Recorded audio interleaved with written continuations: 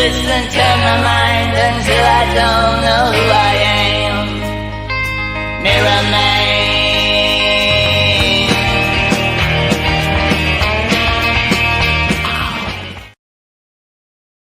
Good evening and welcome to Jacob. This is an emergency pod, okay? Drop what you're fucking doing. Shit is going down. Arsenal have shown themselves to be a mover and a shaker again. The corpse is no longer dormant, docile. It's been stimulated into life. There is animation here. It's been a big day in Arsenal news, hasn't it, Jacob? How are you initially feeling? Mate, I'm flying. The floor that I was at to the ceiling I've hit in the last 24 hours between the Trossard contract announcement and what I thought that meant to the Havertz injury, to us nicking an Arsenal Academy boy out of Spurs' media room as he was getting his pictures done to pull into the Emirates. You couldn't script it. You could not script this. And I'll get into it in my hot take, but this club never does it easy, do we? We never just do it simple. We don't do it simple. It's absolutely drama that would rival EastEnders at its best. Who shot Phil Mitchell? This felt like we were dead in the ground. Spurs were picking at the corpse. They weren't a little cockerel. They were a vulture picking at our dormant corpse, and we woke up like Frankenstein, throttled the cockerel and said, get back in your box. We're the big dogs around North London, and we may well have our prize. But listen, we're up and running. Let's get into this. Hottest of takes. Hottest of takes. The hottest of takes. The AOP, hottest of takes. Make it spicy. Jacob, I've got a feeling that everything that gets said on this pod tonight is going to be spicy. It's just a really spicy day. But where are you going with your hottest of takes? This couldn't have happened in a better way. Like, if we'd have just activated the release clause for EZE 2 weeks ago, we'd have done and an ahhing about his age, about the fact he's an attacking midfielder and not a winger, about where does he fit, about this and that, about, when he played left wing for England, was it as good as when he played, blah, blah, blah, blah, blah. No one would have picked this script. No one would have picked it to be this way. And yet, the Trossard pay increase that I've never seen a football club do before. I've never seen a football club just go, you know what? No one's trying to buy you off us. We're not trying to get you to stay for longer, but fuck it, have some more money anyway. And that seemed to be the nail in the coffin of our transfer business. Then the Kai injury. And I'm texting journalists going, are we in for Kolo Muani? Are we going to try and get, could Watkins maybe move? Then within an hour, mate, I get the message on WhatsApp from one of my dearest mates, shout out to Kim, right? He messages me, I honestly think it's a parody. I think it can't be real. I'm double checking the legitimacy of the Ornstein account being, it can't be the real one. Oh my God, we've done it. And then everyone else is saying, no, we've done it. And Romano's saying we've done 60 mil. And it is the Neville noise as Torres, it's just the dopamine hit. You like this guy, Eze was always going to be an Arsenal legend. He was always, after the history he has with the club, boyhood gooner, come through the academy, tears as he left the academy. He was always going to be a legend. Take the fact that Spurs have spent a week haggling over his fee, fucking around, and we knew he didn't want him. And he came this close. His car was so close to their training ground. And then we swoop. And then he's on his way to the Emirates. And now they're seeing how much El Kanous actually costs. And it is perfect. You couldn't script it, Johnny. I love it. And I tell you what, that sound effect that you gifted us with was perfect as well. I agree. Very much. Oh, Gary, you're all right. Let's get realistic about a couple of things. Number one, we can't move the goalposts at our end. We all said that we needed more out the summer transfer window to feel confident. Yeah. I was pleased. I know you guys weren't, but I was pleased, and I'm sure we'll be talking about all season about Gyökeres over Sesko. Still think that's something that I'm positive about. But I did think that we were short from a creative, point of view. And we all talked, every one of us on this pod, talked about the utility that Eze would offer us, the big game, big balls energy, FA Yeah. Cup final against, a giant killing situation. I'm there. I'm willing to be the talisman. He's got that energy. He's got the kind of energy that could tell Saka, listen, mate, don't mind if you have a week off. I'm here. I got you. Yeah. You know what I mean? Gyökeres, you're going to come alive as well. And it's the opportunity to score big goals in big moments. And my hottest of takes is this was Arsenal's Jerry Maguire moment. Now, I am harking back to a 90s rom-com, I think you would probably describe it as. But what a film it was. And Tom Cruise was actually wicked in it. But either way, there's this whole love story that underpins it. And right at the end, Jerry Maguire, after nearly losing the beauty out of the film through his, indecision and lack of commitment, eventually turns up at some kind of mother's meeting, literally, and lays it all out on the line for her and says, listen, I love you. I want to make it work and all of this thing. And she says, you had me at hello. Well, that's what I think that Eze did with Arsenal. He was like, do you know what? I love the fact that you've come back from me, but you had me at hello. As soon as you told me you're interested, I want to be there. We've signed players now that want to be at the club. Gyökeres, paying money, dumping girlfriends to be here. Eze, literally, you have to drag me kicking and screaming to Tottenham, clawing his way back, and at the last minute we get him. These are the kinds of storylines that start knitting together and generate special things happening.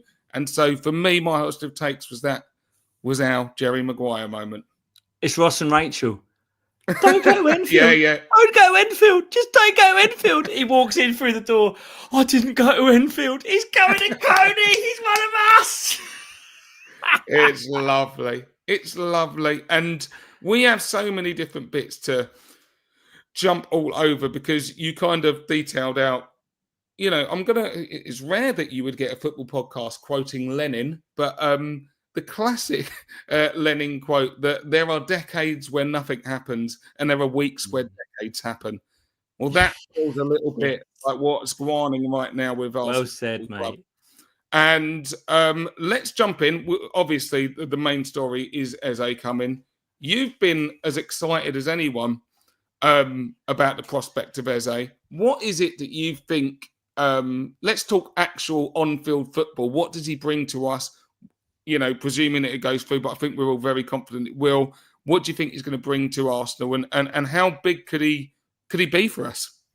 He does so many things that our other players don't do. He's a dribbler. We lack dribblers. We really do, man. We don't think of this squad as being light of carriers, but we are. You think of players that can just beat a man from a start and stop. It's Saka and no one. And now it's Eze as well. And that is the threat. He's quicker than people think. He's a goal threat. He scored a lot of goals in a Palace team that might have been good at the end of the season. They weren't great for the rest of it. This guy is goals and assists in a smaller team. I'll be honest with you, John. Like a couple of years ago, he wasn't top of my list. I didn't know him that well. And then if it was either 2 or 3 summers ago that I saw these links to City. And it's one of them where you go, hang on, if City are keen, this guy must be legit. And then I started watching him when he played for Palace, and it was the carrying, the strength. He's got that thing Saka has where he doesn't seem like the biggest guy on the pitch, but the keeper can lump a ball to him and it just sticks to his feet. And he doesn't go over. He's got the balance to stay up. He can twist and turn people. He can shoot from outside the box. I'm going to be really honest with you, mate. Like, I don't think he is a stick-on left winger, right? He is not a perfect Martinelli out, Eze in. He doesn't need to be. Cazorla wasn't. I always make that comparison to Cazorla. Cazorla played a bit of 10, bit of left, played right sometimes, eventually found himself as part of a double pivot at 6. He was just so good you had to have him on the pitch. And I think that's what Eze is going to be for us. He might not start week in, week out. That is the reality we're going to have to be ready for. There might be days that aren't Eze days. But those games where you can't break down a Villa, you can't break down a Fulham, you can't break down a Newcastle, this guy's going to twist and turn 2 players and take a shot. And you know what, mate? Like, forget the tactics, forget the tracking back. Eberechi Eze is what I pay stupid amounts of money to go to football for each season. It's this guy. Put 10 on his back. Let him be our entertainer because I'm so ready for it. When you have one signing that says, give me the 1-4 on the back, full team.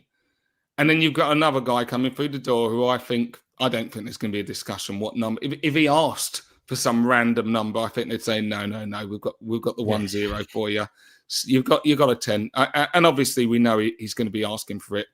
And it's obviously different playing styles, different, and no one's saying they're going to get to those levels, but at least in numerical situations, this is the modern day Thierry and Dennis. That could be where we end up going with this. You need players like this, big players in big moments who have the ability to be special. We've seen it.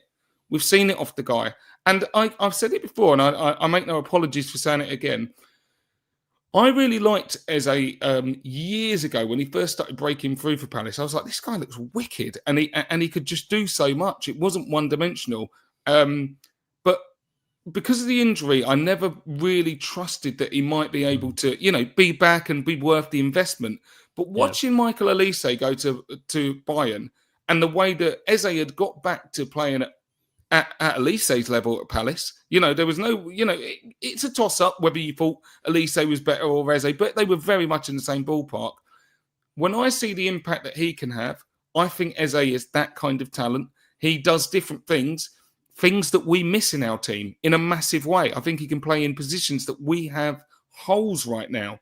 So this really does feel like a player that can, from a footballing point of view, button up so many of our issues, make us scary in so many more situations just because of who he is. And I'm almost pleased he's not. Do you know what? I'm going to throw this out there. This is a bit of a hot take. I'm almost pleased we've not signed Eze at the start of the window, because you might make an argument that with the creative players, sometimes Arteta seems to somewhat strangle the creative flair out of them. Like the longer they go operate in an Arteta system, the more kind of regimented they become.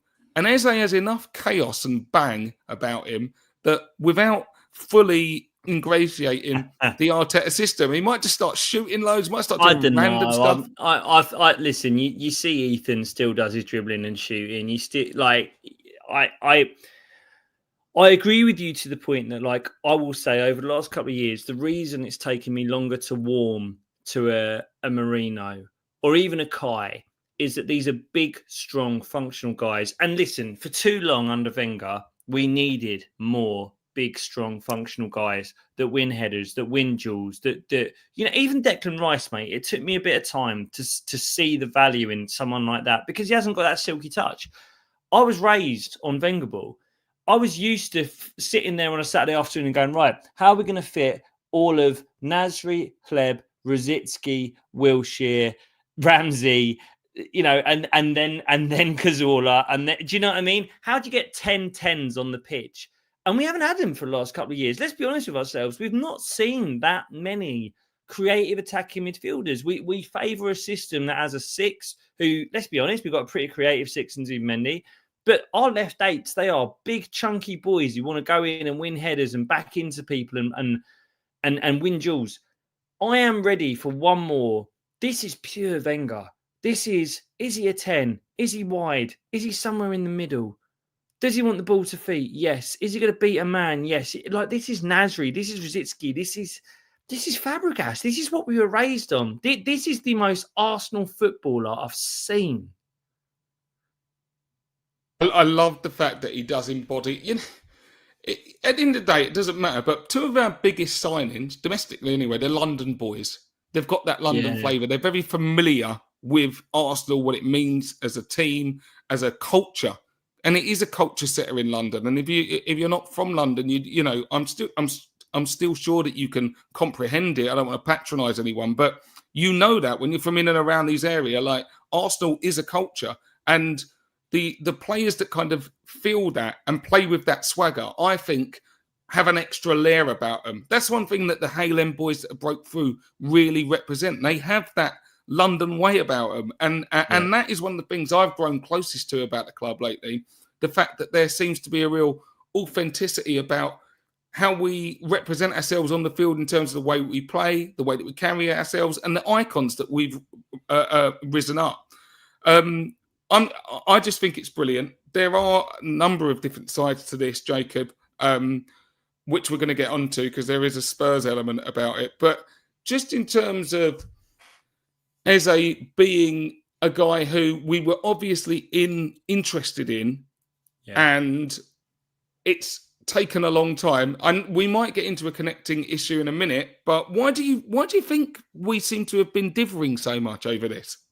So I have a few. I do a comedy podcast, and for some reason I've got a load of football journalists who listen to it, and so I'm constantly in their inboxes chasing them for information. The information that I was given was that we were looking at Eze the most because we genuinely thought Ethan was going to go to Dortmund. That wasn't just a agent chat thing to up a contract. We really thought we might lose Ethan, and we rely on Ethan. Ethan's a really important player in our squad. Take away the 9 goals Ethan scored for us last season, we're in a worse position. And so we were in a position where we might have to replace him. The point is that, like, when we were looking at that quote unquote Ethan replacement, Eze was obviously a player incredibly high on our list. And I think good journalists, be it Ornstein, others, have all said there are a lot of people who love Eze at the club. And I think it might have been the case that we sat down with Eze and we know that we met his reps and himself, and we went, oh, we really love this guy, but maybe we can't do it. And the other thing that we should say is it's been reported well that I think people underestimate the fact that, like, the Cronkies want us to be a self-sufficient club. They don't want to give us 200 million quid every summer. We have already, prior to this Eze deal, we had already had to go back to the Cronkies with our little, please, sir, can we have some more bowl? Because we had to extend the budget just to do Gyökeres and Madueke, right? So we've obviously had to go again. We've had to go again and say, more money, please, Stan. More money, please, Josh.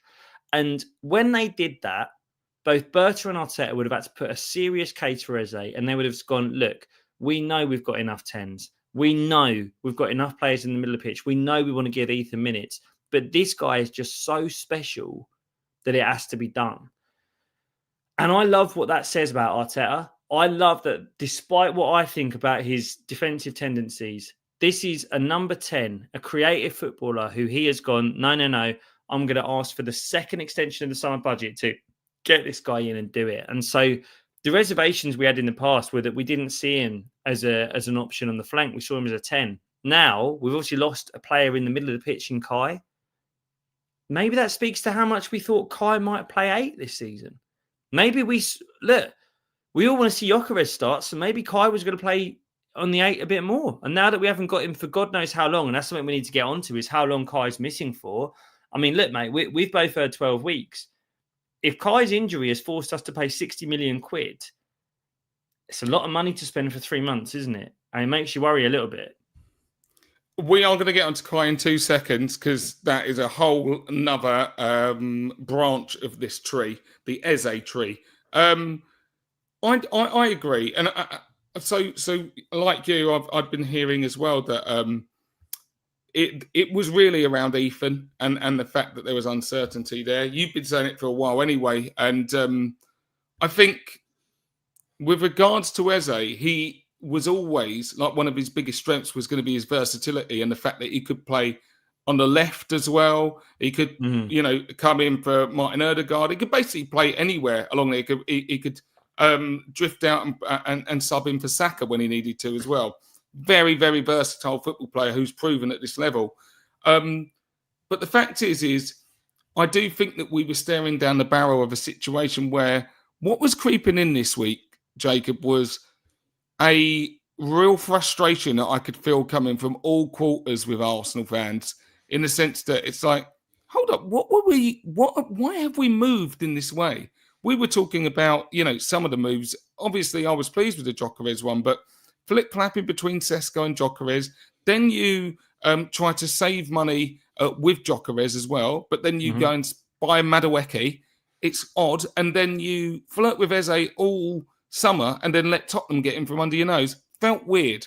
And all of a sudden, we went from feeling like we had given up the initiative in a league almost, and we were hoping for the best, hoping for Gyökeres to be just, unbelievable and to take us home. But all of a sudden, this puts us back on the front foot and saying, no, this is a big move. This would have been a big move on the first day of the transfer window, and it's certainly a big move towards the end of the transfer window. But the other aspect of it, as you rightly said, is how much the injury, because it hasn't been a completely great day for us. We have been happy on one aspect, but we have had some bad news on the other hand. The news has been breaking over the last day that Kai he had an injury, and then it all started to be shrouded in a bit of secrecy. And then as it unfolded, it seemed more and more urgent. We still don't know for sure, but as you said, we've been kind of led to believe that it was going to be 12 weeks, 3 months. But with this EZE move, do you think this EZE move would have happened without the Kai injury? Or were we flapping around for other reasons, or was this the definitive moment reason that has caused us to pull our finger out?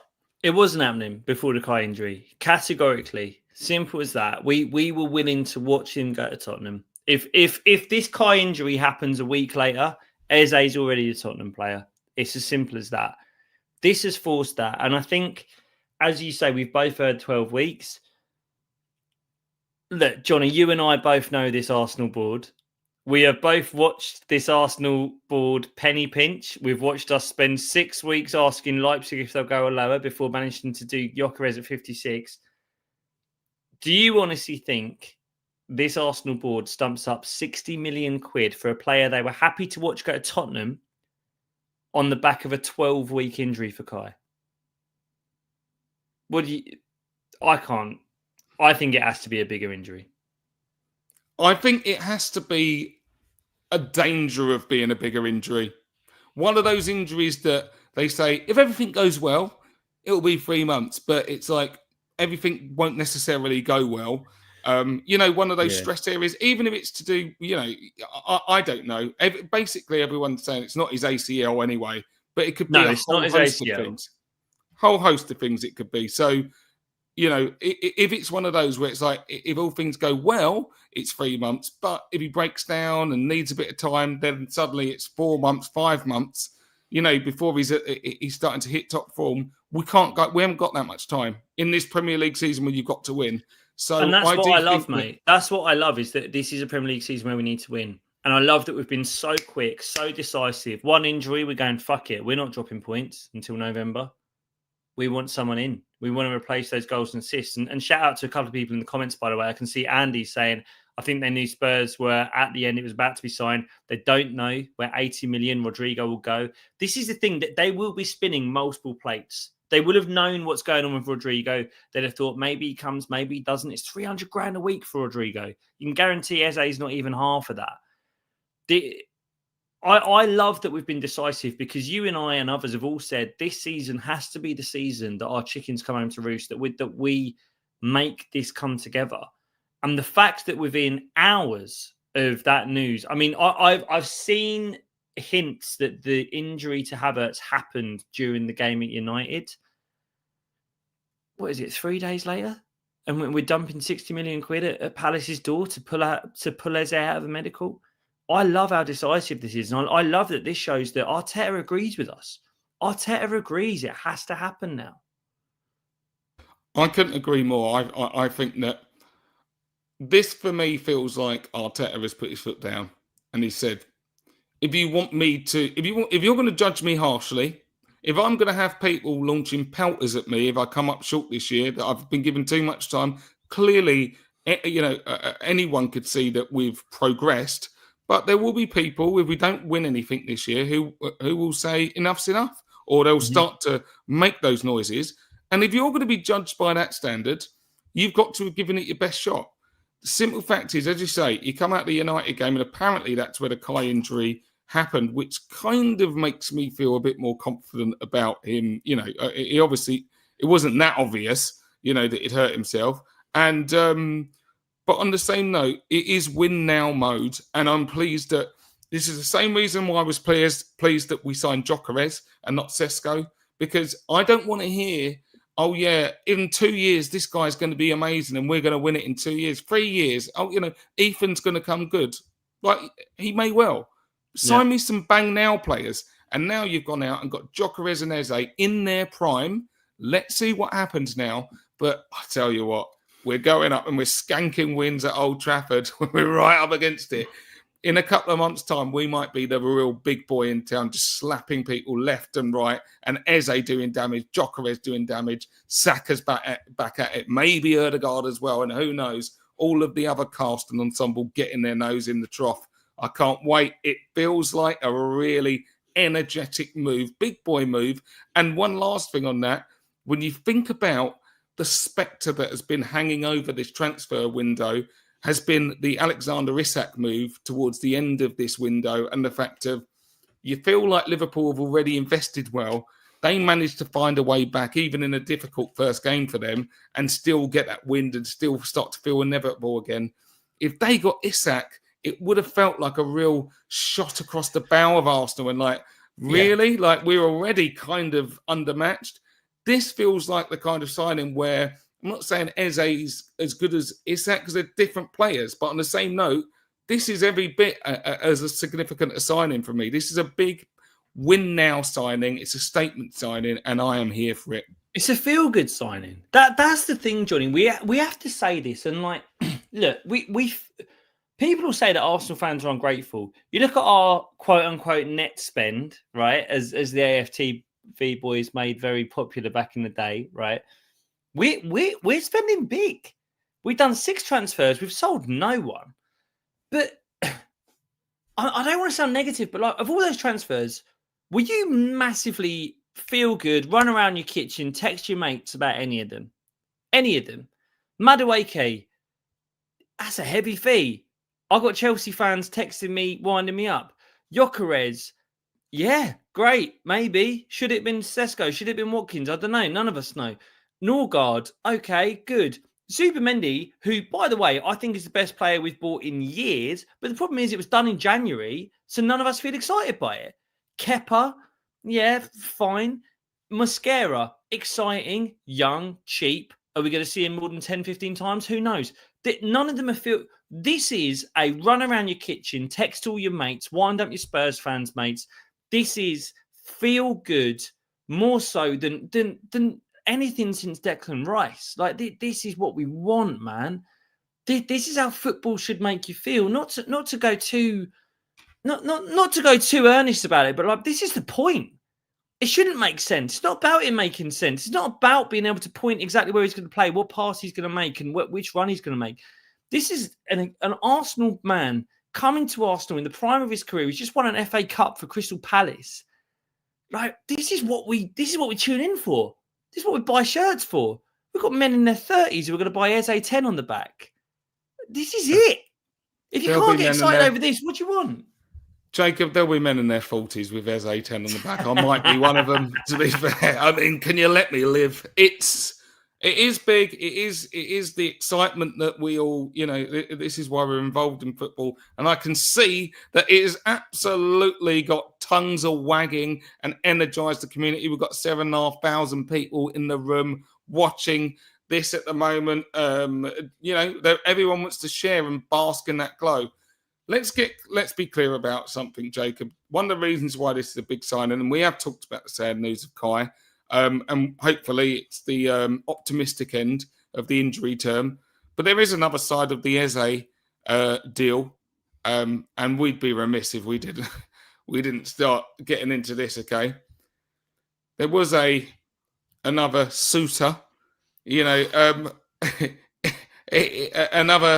another upstart who was out there, had bought some petrol station flowers and turned up there, sprayed the brute aftershave all over that they nicked off their dad, and thought that they were going to get lucky tonight. And, we were just had to roll in there, and we're already driving. They turned up on their scooter. You know what I mean?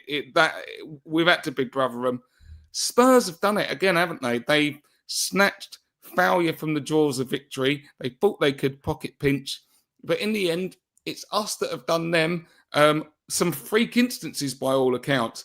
Crystal Palace insisting that Eze playing his Europa Conference League game, which he has to get through, by the way.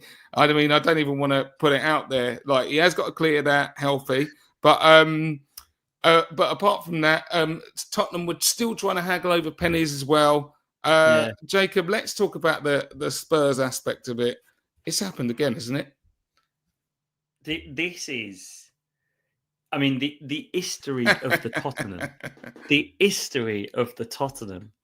This is as good as it gets. You couldn't script it. They were this close. And how much would it have hurt you to have seen Eze in that Spurs shirt, turning up at the Emirates, taking set pieces for them? Imagine that. It's ugly. The thing is, and I definitely tried to stay consistent on my takes on the way. Like some people bend, things around. For instance, with Spurs winning the Europa League, I literally said I do think this is a big deal. This is not. I'm not just going to change it because they won it. I think it's a big deal. It hurt. I didn't want to see that. That wasn't good. But I also said, if they sign Eze, I'm not just going to be out here going, oh, Eze's shit. I'm going to be like, no, Eze's decent. And we let that one go. And I think he would be good for them. And they're looking better and they're making smart signings. I wasn't saying 3 days ago, oh, Eze's going to, fail. I was like, this is not good. So I'm not backtracking now. It's us here. That we're the suitor in place. The fact is, Eze was a good player, whether he's playing at Tottenham, Man City, Liverpool, Arsenal, could get into any of those teams, by the way. Certainly, play first team games for any of those teams in this league.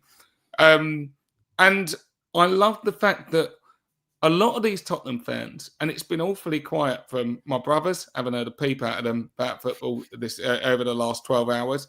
And just general Tottenham fans and mates, they've gone very quiet. They've gone off-grid, incognito mode, sleep mode out there. And I think it's because out of all the signings that they've had, and they've had a pretty good summer. Kudus coming in, looks decent. Eze would have been by far the best player that they've signed. And they thought that they were going to get minted, become made men. Oh, right, we're going to become a credible team after nearly getting relegated last year. No. Back in your box, you've got your little, what was it, the Singapore trophy, the Hong Kong trophy, whatever it was. That's over now. Watch it as many times as you want. Now we're down to big boy football, and you're not getting players that we want behind our back. Because if it comes down to it, we'll make them choose, and they always choose red and white. I mean, this is the thing, Johnny. I heard that they're champions of Europe. This is it, yeah. What if maybe they were if they had beat PSG, maybe he would have turned. It would have turned his head. I don't think so. Didn't happen. Is this perfect. Is it Sol Campbell level? It's not quite Sol Campbell level. You have to be honest. It's not quite Sol Campbell level because you have to give Eze the credit that Eze never even put the shirt on. God bless him. We all love Sol. But he did wear that shirt for a couple of years. Eze didn't even touch it. Eze longed it out. Eze took his time. Eze waited and waited and waited and waited. Steve Parish, God bless him. Let's build a statue to Steve Parish, shall we, outside the Emirates as well for mugging them off for a week, for moving goalposts, for waiting for El Canoes.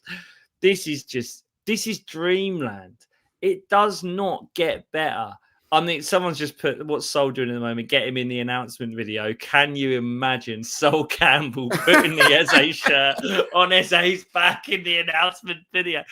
I know the guy who does the announcement videos at Arsenal. I might even text him saying, "I'll remortgage the house. I'll get Sol paid for to do it." It is beautiful. That would be so good. To be fair, so good. Literally. Eating, puts down a plate of lasagna, goes over, picks up an Eze shirt, places it on him. Welcome home. Oh, dear. Oh, dear. I love it.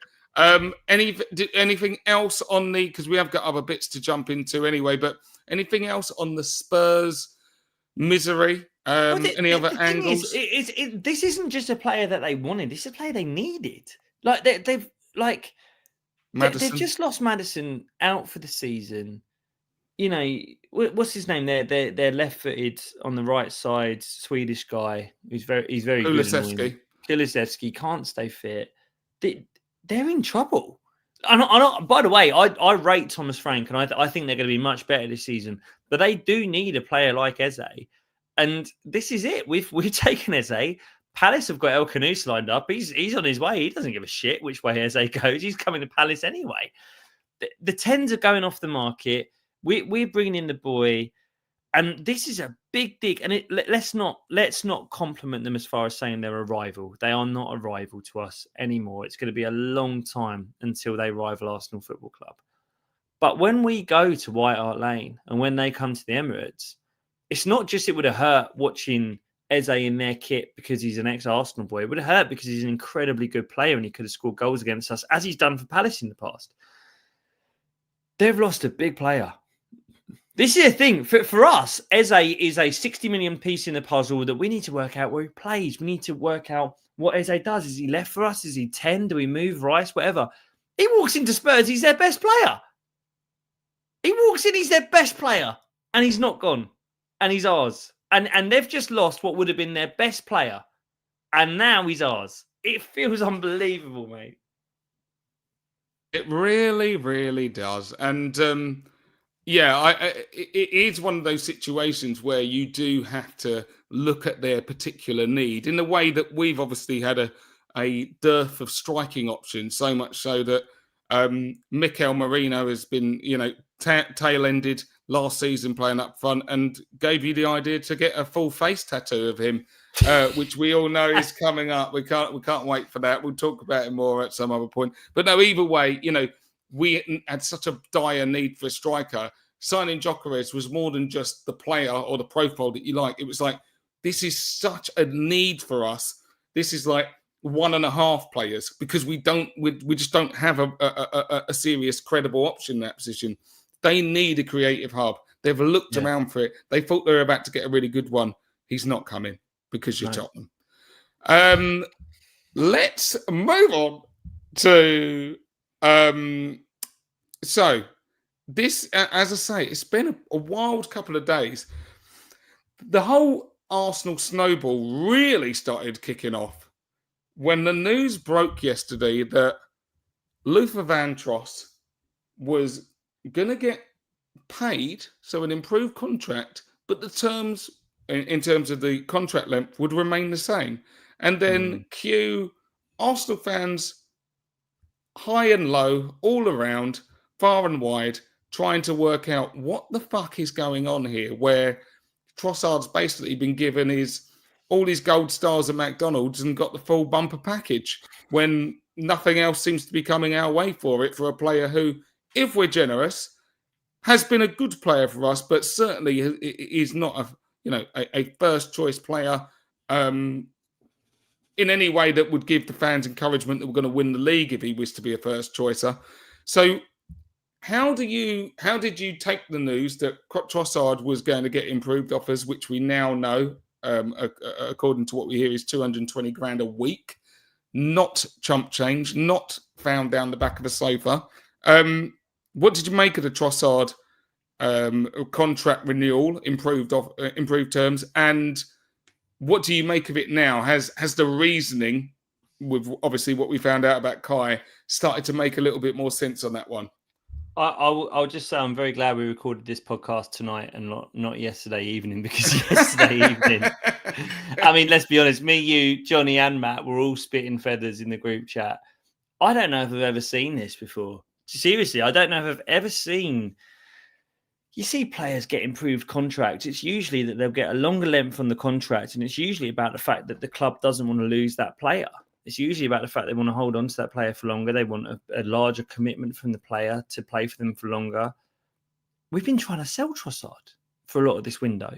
This is very odd. And look, I've seen it argued that Trossard's on about 90 grand a week, lower than your Nelsons, like half, if not less, than what Martinelli's on.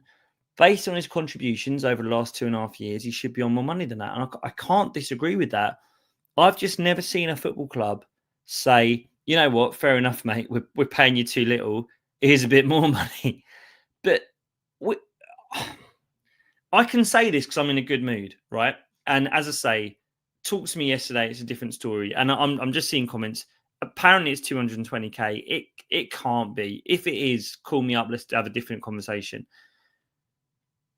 We are Arsenal Football Club, right? And I love this football club because we do things properly. And we don't have to go into details, but there's been things over the last year or so we haven't done properly. There's been people leaving the club this summer where you and I, Johnny, and others on this podcast feel genuinely embarrassed about the way the club's behaved. We are still the football club who, when people come in for our academy kids, we keep them. And we want to see Hale End in the squad, be that Ethan, Miles, whoever else, right? We don't sell our James McAtees. We put him into the squad. We also, you might remember a couple of years ago, Mohamed El Neni, near the end of his contract, barely involved in the squad. Big injury, big knee injury, no chance of him going anywhere else or making any money. We give him a contract and go, you know what, Mo, you've been bloody brilliant to us. Have a contract to look after you. And we are the club who said to Trossard, you know what, mate, fair enough. We've completely underpaid you for the last 2.5 years. We're up in the wage. Even though we've been looking to get you out, even though we want an upgrade on the left wing, we're doing that because we're Arsenal Football Club. And because we're Arsenal Football Club, we don't always get the players we want. We don't always spend the money we want. We don't always get the forwards we want. But on this day, on this evening, while we're recording this podcast, we've got the player we want and we're doing the right thing in paying Trossard the money that, let's be real, he has earned. This is the best forward that Arsenal have bought since Arteta came into the club, Leandro Trossard. I'm not having any other names. Like he is. Statistically, he's got more goals from open play than Saka in the last 2.5 years. He should not be on 90 grand a week. We have to be honest with ourselves as fans. What sort of club do you want to support? Do you want to support a Chelsea who treat players like livestock? You're in, you're out, you're a name on a team sheet. Sometimes you won't train with the main squad because we've got 79 players. We're Arsenal. We do things the right way. And if you look into yourself and say, honestly, should Leandro Trossard be on 90 grand a week? The answer is no, he shouldn't. If we're not going to get another forward this summer, I don't give a shit. I want him on 50 grand a week and I want him on the next taxi to fucking Brentford. But we have got the forward. So I get to be wholesome now. And I get to say, you know what? He's earned a pay rise. Let him have his money. I've never seen a club do it before. But there's a lot of things that I've never seen a club do before that Arsenal do.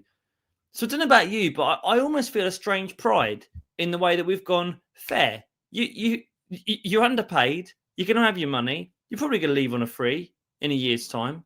But you've earned that. He should not be on half the money that Martinelli's on.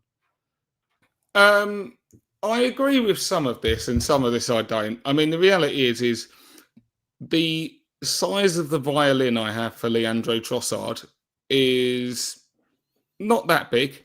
It's a modest violin. And by that, I mean, he's a footballer player, who obviously is engaged in elite sport. He will have had offers, will have offers for decent wage packets, whether that's in or out the club. This is kind of what happens. And it really gets down to the philosophy, one's philosophy, whether you want to reward people for what they've done or what you expect them to do over the course of their contract. So, of course, when you work out what his contributions are, should he, when juxtaposed with, again, someone like a Martinelli or whatnot, be closer to their wages? Absolutely. I think he's had as much impact as Martinelli over the last few years since he's been in. And so, yeah, certainly, a wage befitting of that would work. But the difference is we've said that Arsenal need to start getting a bit more shrewd when it comes to selling players. And if we were being told initially that we needed to sell to buy, then hearing the news that we were about to give one of our most saleable assets a pay increase with no improvement on terms, just seemed a little bit like, hold up, the thread here seems to be unraveling a little bit.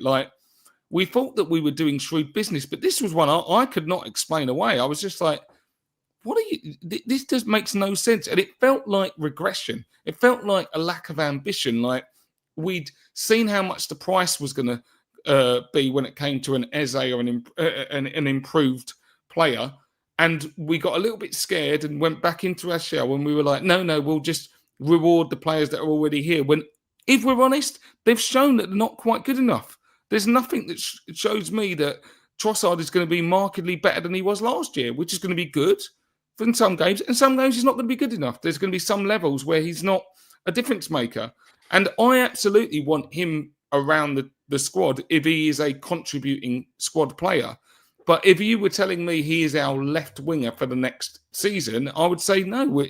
That's an area we could improve in. So, of course, he's not going to be.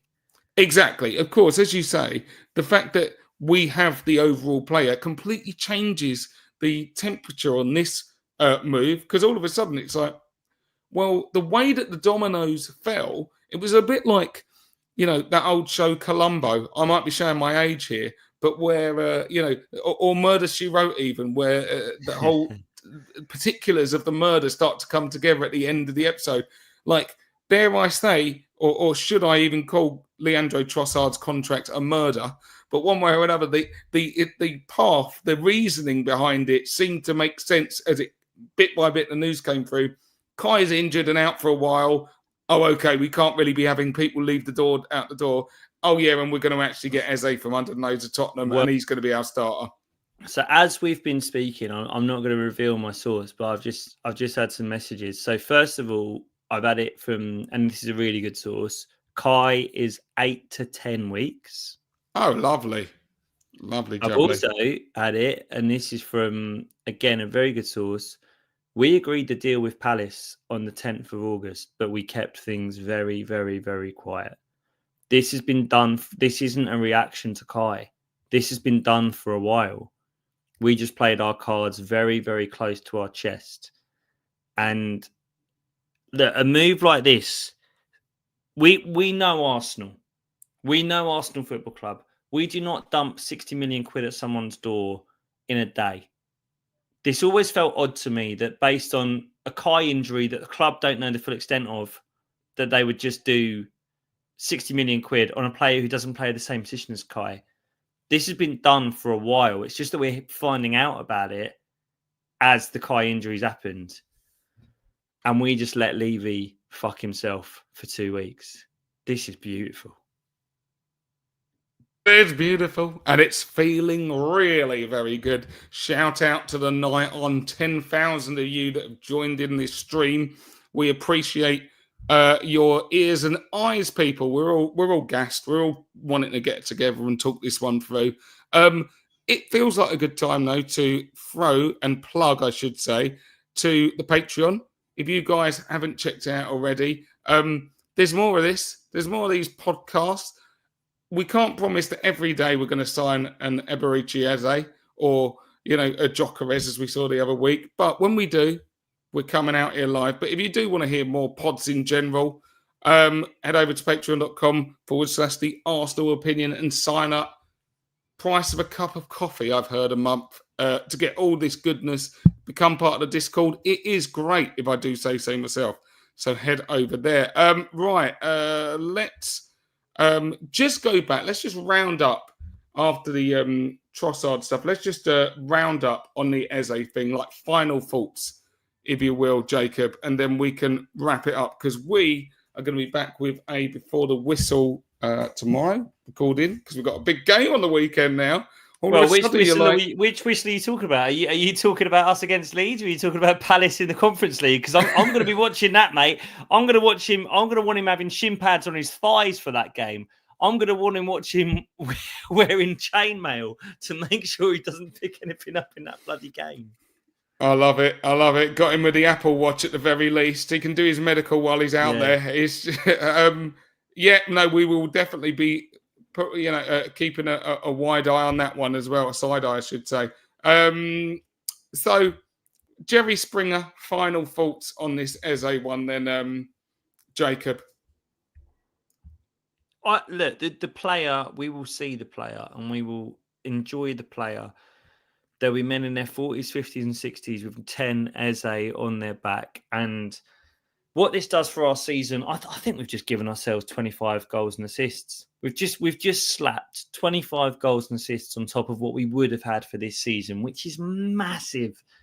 It's so big, and it's going to come in those games where we can't break teams open. But before any of that happens, just enjoy this moment.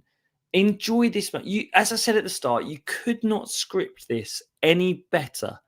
The fact that Spurs thought they had him, The fact I've got screenshots of Spurs fans on Reddit saying he's a good Christian man. He won't go back on his word. They're saying that on Reddit. Like you couldn't script it. The fact that unconvincing performance against United, and we've got questions.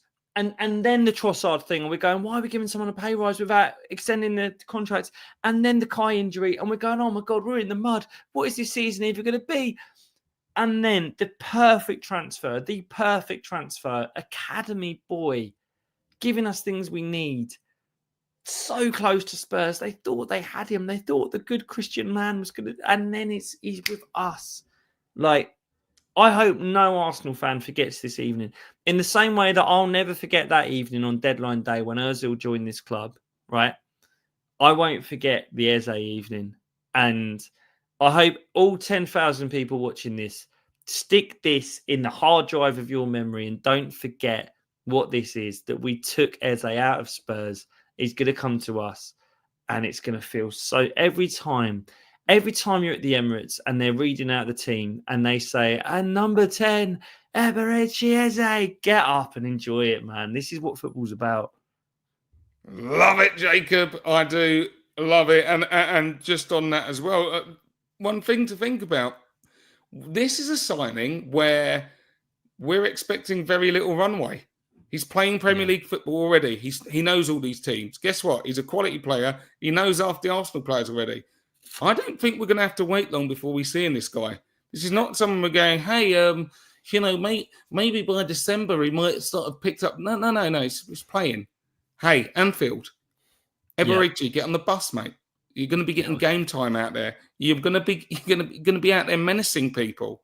You're going to start testing out again. Kirkes, you know what I mean? See whether he wants it. You know what I mean? Let's go. So I do think that whether or not we could have signed him remained, in doubt right up until the last minute. But once you do sign him, I don't think Arsenal fans are being overly optimistic or ambitious in believing that he may well have an instant impact for the Arsenal. What a season. We needed it. It's the antidote to Raheem Sterling coming in on the last game of the season, last day of a transfer window last season. We're buoyant, and I think we're going to be out there menacing folk in this league this year. I can't wait. So that's it, people. We are at the end of the pod. As I did say, head over to patreon.com/the Arsenal Opinion. Become a member if you aren't already. Join our Discord. Engage in our content. We'd love to have you there. But apart from that, that's all that's left for me to do is say ciao for now.